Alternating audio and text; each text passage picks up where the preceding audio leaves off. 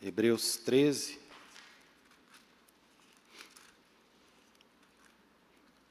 A partir do versículo 1, assim diz: permaneça o amor fraternal, não vos esqueçais da hospitalidade, porque por ela alguns, não sabendo, hospedaram anjos.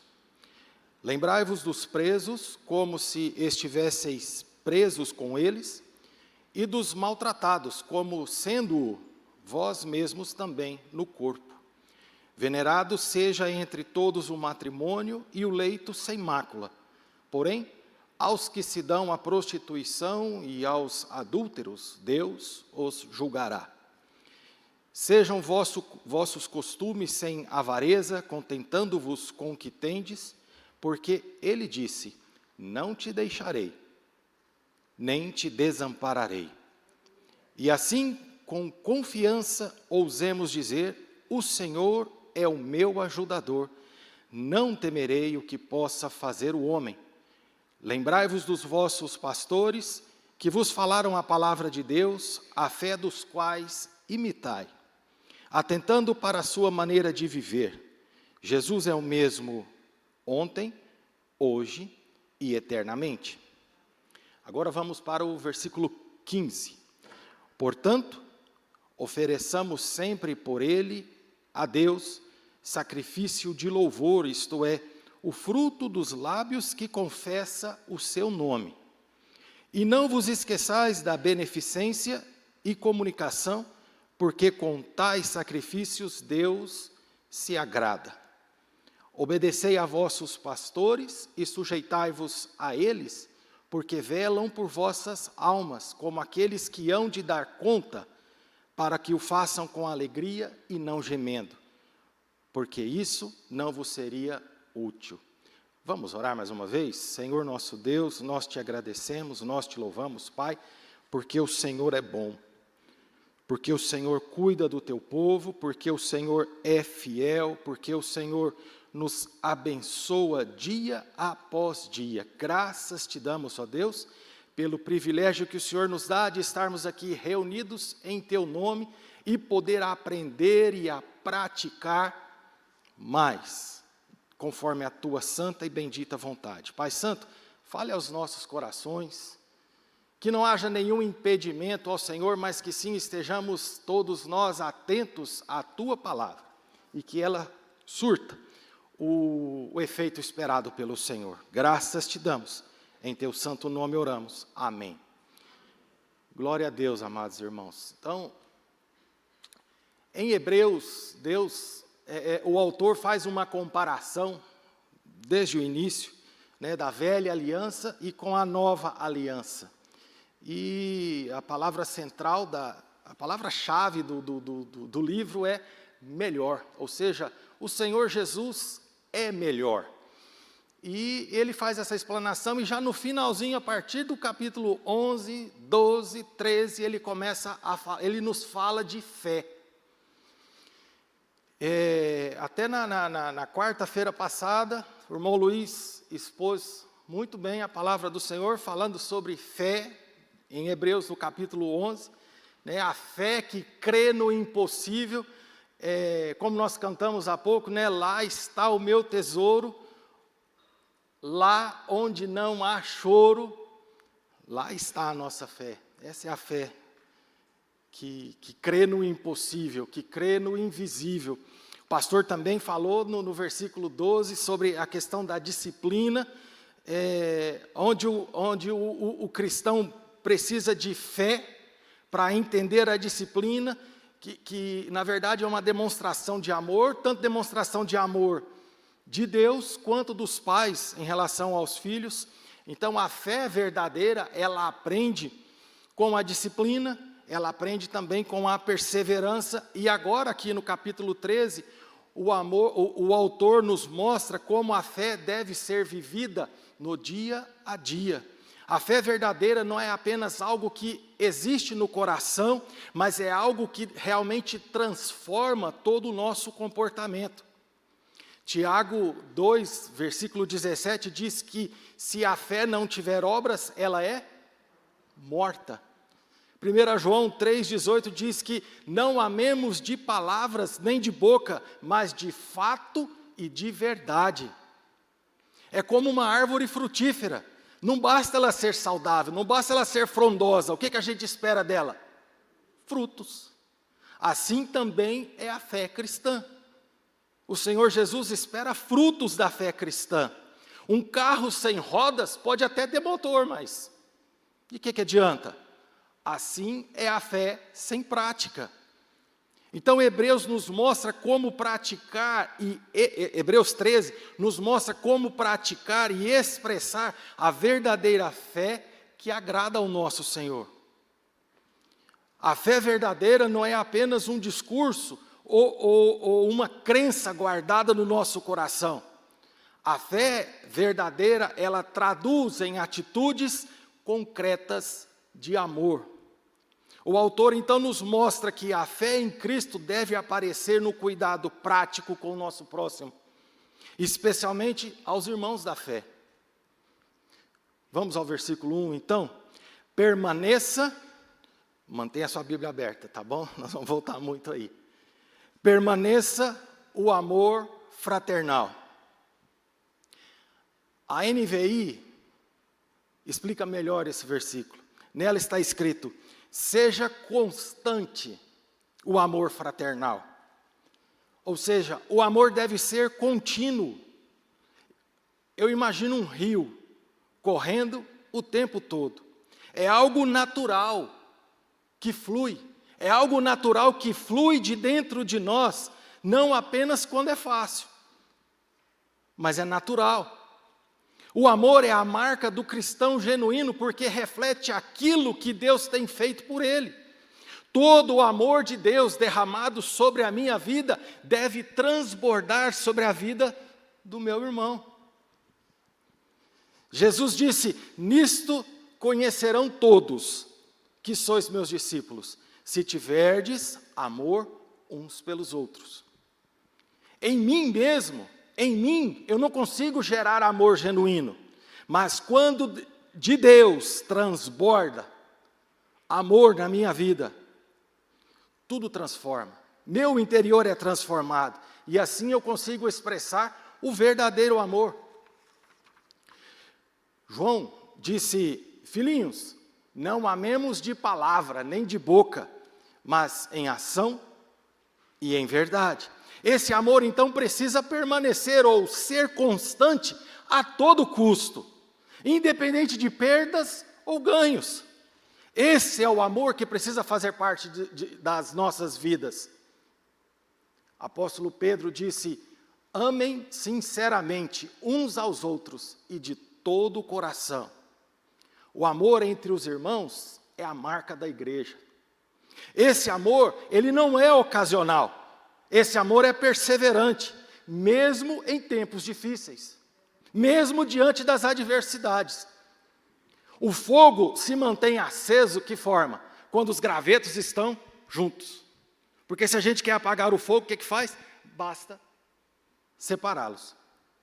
Assim, o amor mantém próximo, o amor que nos mantém próximo, mantém viva a chama da fé, através do convívio cristão, perdoando, servindo, apoiando. Outra demonstração do amor de Cristo em nós, está lá no versículo 2. Não vos esqueçais da hospitalidade, porque por ela alguns, não sabendo, hospedaram anjos. E isso, inevitavelmente, nos traz a lembrança Abraão, Ló, né? A primeira coisa que vem à cabeça. Então, a fé, conforme esse versículo, nos chama a empatia, ou seja, sentir a dor do outro. Jesus se identificou, né, com os necessitados. Lá em Mateus 25, versículo 34, diz assim: venham, benditos de meu Pai, recebam como herança o reino que lhes foi preparado desde a criação do mundo. Pois eu tive fome e vocês me deram de comer. Tive sede e vocês me deram de beber. Fui estrangeiro e vocês me acolheram. necessitei de roupas e vocês me vestiram. Tive enfermo e vocês cuidaram de mim. Tive preso e vocês me visitaram. Então os justos responderão: Senhor, quando que te vimos com fome e te demos de comer? Ou quando te vimos com sede e te demos de beber? Quando te vimos como estrangeiro e te acolhemos, ou necessitado de roupa e te vestimos? Quando te vimos enfermo ou preso e fomos te visitar?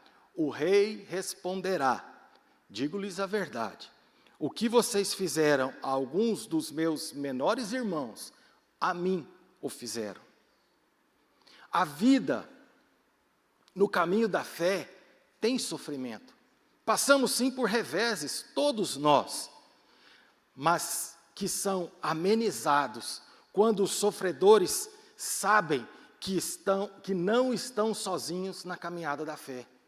É quando o irmão chega do lado e abraça e: vem cá, irmão, deixa eu orar com você. Vem cá, irmão, o que você está precisando? Vem cá, meu irmão, toma aqui uma oferta. Agora note que Gálatas 6, versículo 2 diz: levai as cargas uns dos outros. Lá no versículo 2, o início do versículo 2 e o início do versículo 3, tem algo que me chamou a atenção. Como que inicia o versículo 2? Olhem aí. Não vos esqueçais. Como que inicia o versículo 3? Lembrai-vos. Lembrai-vos de quê? Não vos esqueçais da hospitalidade. Versículo 3, lembrai-vos dos presos. Às vezes estamos tão focados em nossa própria vida que às vezes esquecemos do nosso irmão do lado, né? E esse é o puxão de orelha que o Senhor nos dá. Lembrai-vos.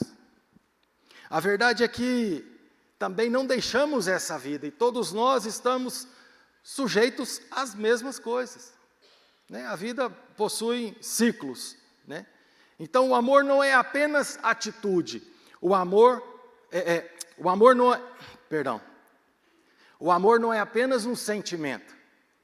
O amor é atitude. A fé verdadeira nos move então a ajudar, a acolher, a visitar, a carregar os fardos uns dos outros. Lembra do bom samaritano? Ele não perguntou quem era o homem caído ali no chão. Ele ajudou. Mas os religiosos da época, o sacerdote e um levita, passaram pelo homem e não fizeram nada. Mas qual é o mandamento da lei? Que nós lemos um pouquinho antes da história ali do bom samaritano. Amar ao Senhor sobre todas as coisas, resumindo, né? E o seu próximo como a ti mesmo. Então, como eu já disse, né, o carvão fora da brasa esfria rápido. Mas o cristão, no meio da comunhão, não perde o fervor. A fé sem o amor, ela não aquece. Fé e amor que se derrama sobre a vida do meu irmão, que se derrama sobre a vida do próximo. Fé sem amor é teoria. Fé com amor é prática. Portanto,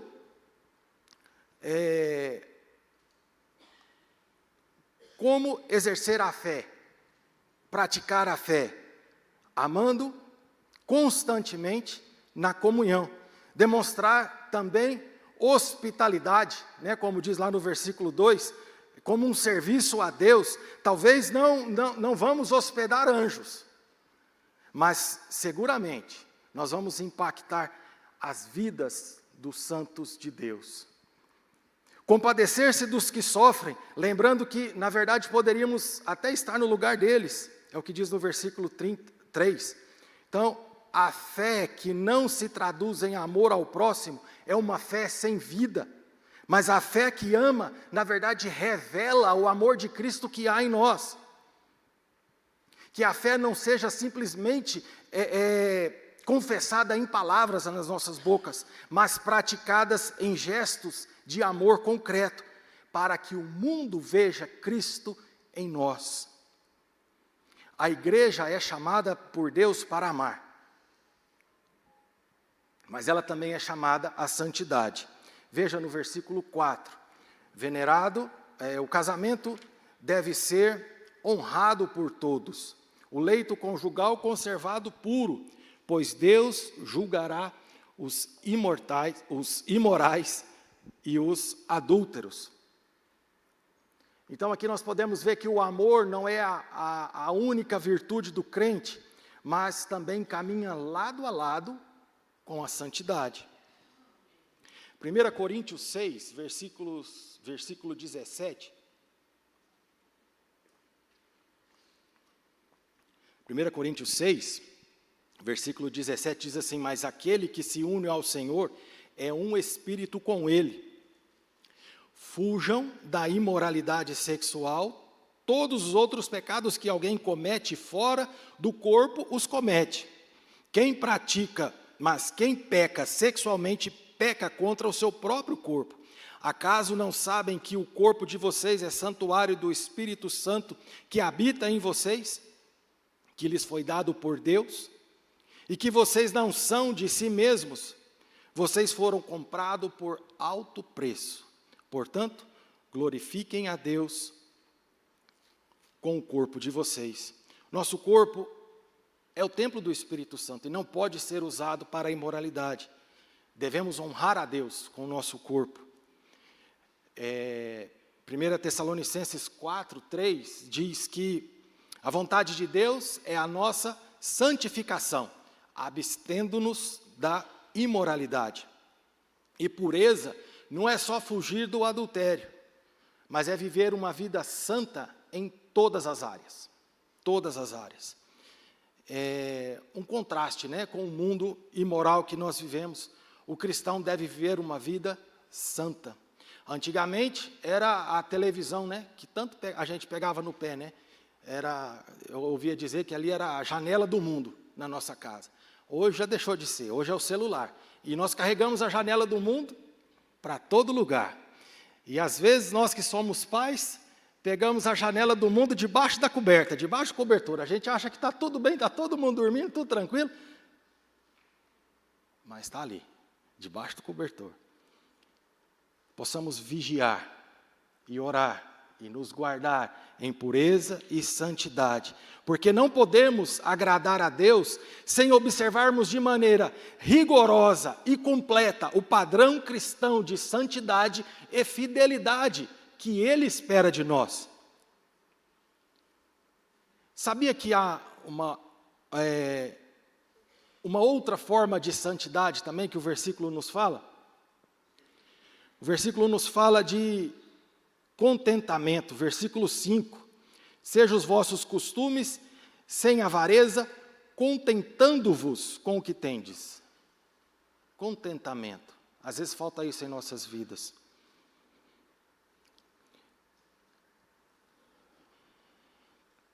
Sejam vossos costumes sem avareza, contentando-vos, porque o Senhor é o meu ajudador, não temerei o que me possa fazer o homem. Contentamento faz parte da santidade prática da vida cristã. Avareza confia no dinheiro e não em Deus. Vivemos em um mundo marcado pela insatisfação, que sempre corre atrás de mais. Sempre mais. Mais dinheiro, mais reconhecimento, mais conforto. Mas a Bíblia nos mostra que a verdadeira vida cristã não se mede pelo ter, e sim pelo ser. Quem nós somos?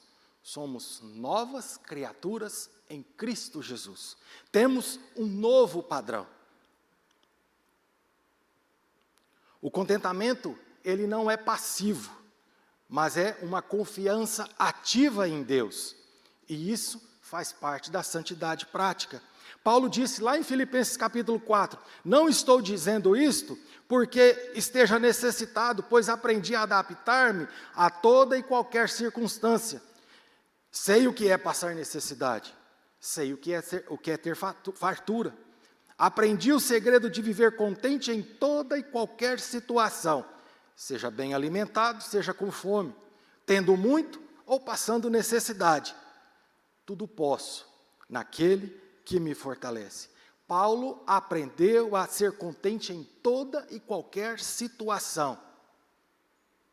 Foi fácil? Não foi. O contentamento não é automático. Ele é aprendido pela fé. Quando confiamos em Deus, não dependemos das circunstâncias para ter paz. Quando confiamos em Deus, nós depositamos nele toda a nossa expectativa, toda a nossa ansiedade e esperamos. Ele sabe do que eu preciso. Santidade começa no coração, mas descansa no colo do nosso Pai. Não em bens, não nas situações. Contentamento nos protege da avareza. 1 Timóteo capítulo 6 diz, de fato a piedade com contentamento é grande fonte de lucro, pois nada trouxemos para este mundo e nada podemos levar. 1 Timóteo 6,10 diz que o amor ao dinheiro é a raiz de todos os males. Como entender isso? Me explica isso melhor. Porque o dinheiro em si não é mal, não é? Na verdade, o dinheiro é neutro. Ele é um bem necessário para as nossas vidas. Ele é uma ferramenta, né? E a Bíblia tampouco condena a posse, de forma alguma. Abraão foi um homem rico. Davi foi rico. Salomão, muito rico. Jó foi rico. Mas o que a Bíblia condena? A Bíblia condena amar e servir ao dinheiro. Jesus disse, não podeis servir a Deus e às riquezas. Então por que o amor ao dinheiro gera males? Porque gera idolatria, né? O coração passa a confiar nas riquezas, nas coisas, e não em Deus. O amor ao dinheiro gera cobiça, porque nunca se satisfaz. Sempre quer mais, sempre pede mais. Isso pode levar à injustiça, corrupção, exploração. O amor ao dinheiro também desvia nossa fé, causando uma busca insaciável por bens e tira o nosso foco de Deus. O amor ao dinheiro também pode gerar escravidão, porque a pessoa se torna escravo daquilo, porque vive em ansiedade, com medo de perder dinheiro, e falta generosidade também. Tivemos exemplo disso também na Bíblia, né? Judas vendeu o Senhor Jesus por 30 moedas de prata. Ananias e Safira foram julgados porque mentiram, retendo parte do dinheiro, né? Que venderam uma propriedade e falaram que tinha vendido por tanto, na verdade tinha vendido por mais. Hoje nós vemos guerras, né? Crime, corrupção, destruição de famílias, tudo motivado pela ganância. E qual é a alternativa bíblica para isso? Contentamento. Tendo sustento e com que nos vestir, estejamos contentes. Outra alternativa ao amor ao dinheiro é a generosidade. Mais bem-aventurada coisa é dar do que receber. Confiança em Deus também. Buscar em primeiro o reino de Deus e a sua justiça, e todas as coisas vos serão acrescentadas. Ouvi a história de um homem que plantou uma árvore no meio da fazenda. E essa árvore cresceu e deu uma sombra maravilhosa. Mas, junto com a grandeza da árvore, veio a grandeza das raízes também. E essas raízes se espalharam por todo o terreno. E começou a sugar ali os nutrientes, a água do terreno. Consequentemente, logo a lavoura começou a secar. A horta começou a murchar. As árvores frutíferas começaram a enfraquecer. E o vizinho, vendo aquilo, falou assim, olha, o seu problema é essa árvore. Ah, mas eu gosto tanto dela. Ela é tão bonita, eu não quero cortá-la. Com o tempo, toda a fazenda ficou estéril. A árvore parecia bonita por fora, mas suas raízes destruíram tudo ao redor. Você sabia que o amor ao dinheiro é mais ou menos parecido? Porque por fora é bom, parece bonito, gera segurança, gera conforto, gera prestígio, mas suas raízes sugam toda a vida que está no coração. Enquanto cresce dentro de nós, pode ir matando a fé, mata a gratidão a Deus, pode comprometer até os nossos relacionamentos. A única solução é arrancar a árvore do coração e plantar no lugar dela a confiança em Deus, que dá fruto de contentamento e generosidade. Ou seja, o dinheiro pode ser uma boa ferramenta em nossas mãos, mas se entrar no coração, vira uma raiz destruidora. Quem vive contente mostra que Jesus é suficiente. E isto é santidade em prática. Contentamento glorifica a Deus no mundo que nós vivemos, porque quando não murmuramos, na verdade agradecemos e todo mundo vê isso. O cristão contente aponta para Deus que cuida e sustenta dele. Santidade, então, não é apenas não pecar, mas é também refletir a glória e a alegria de que pertencemos a Deus e estamos descansados em suas mãos. Nosso testemunho de contentamento pode ser, sim, uma poderosa arma de pregação e demonstração do poder de Deus em nossas vidas. Volta lá no versículo 5, o finalzinho, o que diz lá? Não te deixarei, nem te desampararei. Amém? Um copo de água cristalina, deixa eu até aproveitar.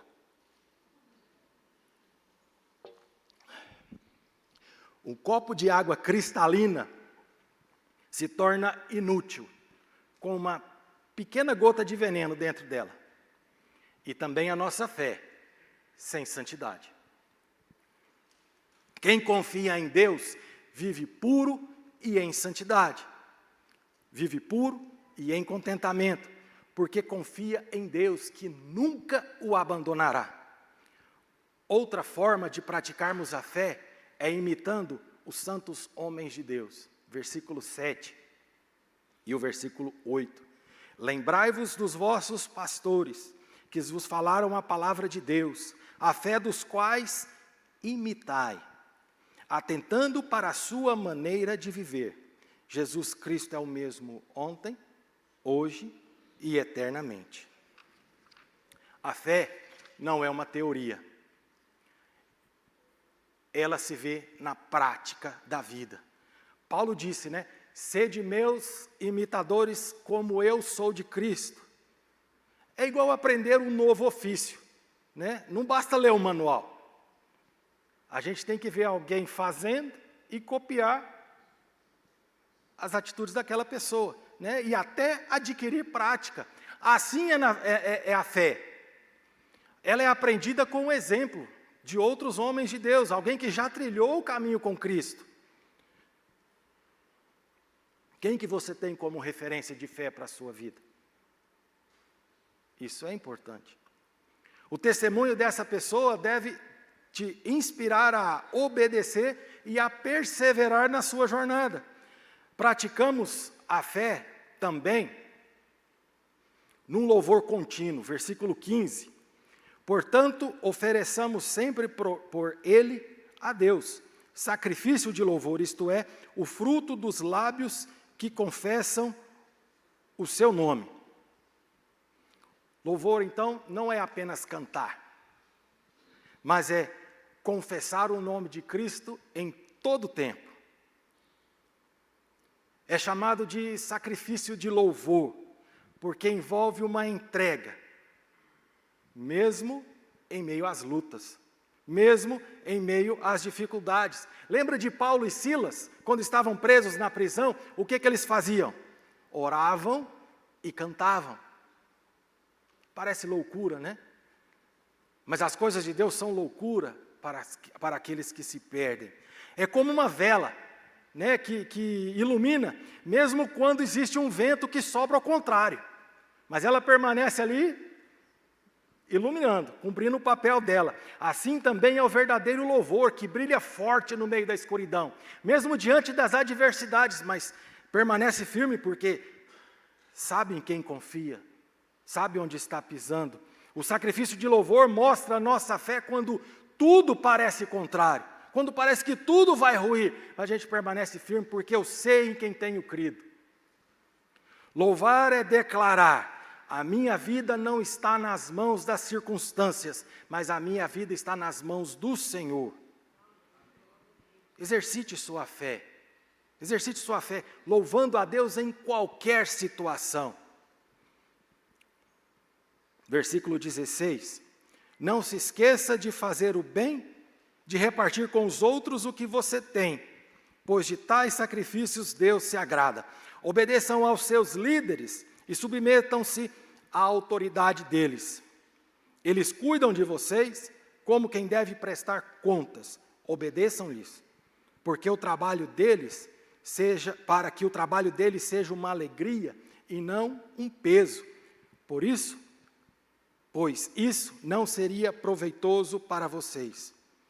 A fé também se demonstra na prática do bem, no serviço e na submissão espiritual. Os líderes da nossa igreja são pastores que cuidam de nossas almas, que querem sempre o melhor do seu povo. E Deus se agrada, Deus espera que nós vivamos também em cooperação. A fé verdadeira sempre se traduz em obediência, porque a fé sem obras é morta. Um corpo saudável funciona bem quando todos os membros cooperam. Porque não adianta o pé querer ir para um lado e a cabeça ir para o outro.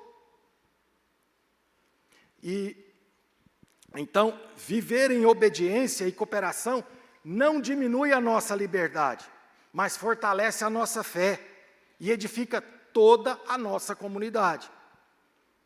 Então, fé não é apenas acreditar. Fé é também obedecer e louvar, mesmo quando não entendemos, porque confiamos quem Deus é. Que o Senhor nos ensine, então, a viver uma fé que se traduz em obediência alegre e louvor constante para a sua honra e para a sua glória. Amém?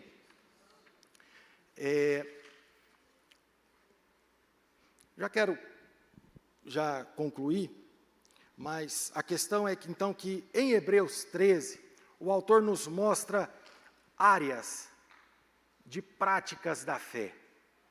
Áreas onde a nossa fé precisa ser vivida, em amor ao próximo.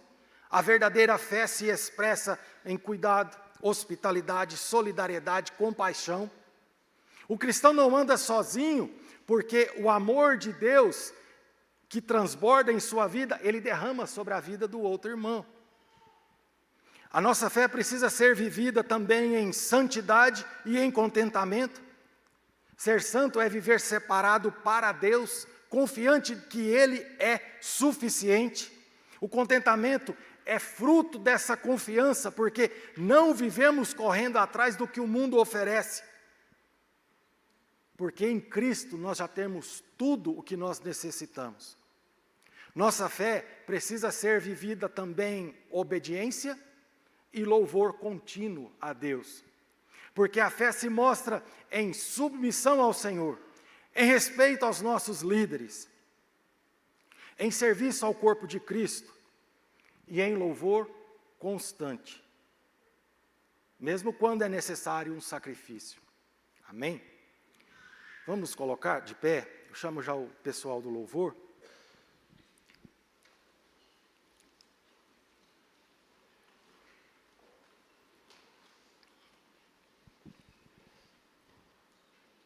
Eu gostaria de chamar sua atenção para 3 aplicações para nossas vidas. Se o nosso amor ao próximo fosse medido hoje, como andaria o nosso termômetro espiritual? Se Se o nosso contentamento hoje fosse uma régua, encontraríamos gratidão a Deus ou murmuração? E se a obediência e o louvor contínuo fosse um espelho, o que esse espelho refletiria? Refletiria a imagem do nosso Senhor Jesus Cristo ou a minha própria imagem? O autor de Hebreus nos coloca aqui detalhes práticos para a nossa vida. Uma forma simples de agradarmos ao nosso Deus, uma forma simples de demonstrar ao mundo aquele que vive em nós, aquilo que faz toda a diferença em nossa vida. Graças a Deus por essa palavra edificante. Vamos orar? O autor de Hebreus nos convida então a uma fé madura. A verdadeira fé, ela não fica sentada, ela caminha no caminho do amor, no caminho da santidade, no caminho do contentamento e da obediência, e do louvor independente das circunstâncias. Que a nossa vida seja este testemunho vivo para a honra e para a glória de Deus. Senhor, nós clamamos a Ti, ó Pai, que o Senhor nos ajude a praticar e a demonstrar a verdadeira fé que agrada ao Senhor no dia a dia. Fortaleça em nós, ó Pai, o amor ao próximo. Senhor, gera em nós o incômodo de falar do Seu amor, de falar da Tua graça, a tempo e fora de tempo. Senhor, incomoda em nós, gera em nós amor na hospitalidade, na solidariedade, na compaixão pelo perdido, na compaixão pelo irmão. Fortaleça em nós, Senhor, a santidade. Sonda o meu coração, Senhor.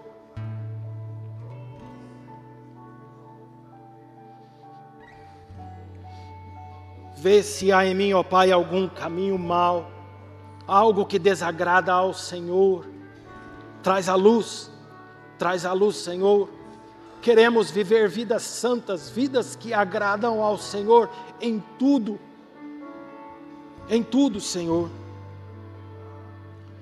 Perdão, Pai Santo, derrama sobre nós graça e misericórdia para não pecar mais contra o Senhor. Fortaleça em nós, ó Deus, o contentamento. O Senhor é suficiente em nossas vidas. O Senhor Jesus é tudo o que nós precisamos. Fortaleça em nós a obediência, ó Pai. Reconhecemos o Teu senhorio sobre as nossas vidas. Que possamos honrar, ó Deus, os nossos líderes. Que possamos honrar os nossos pastores, obedecendo,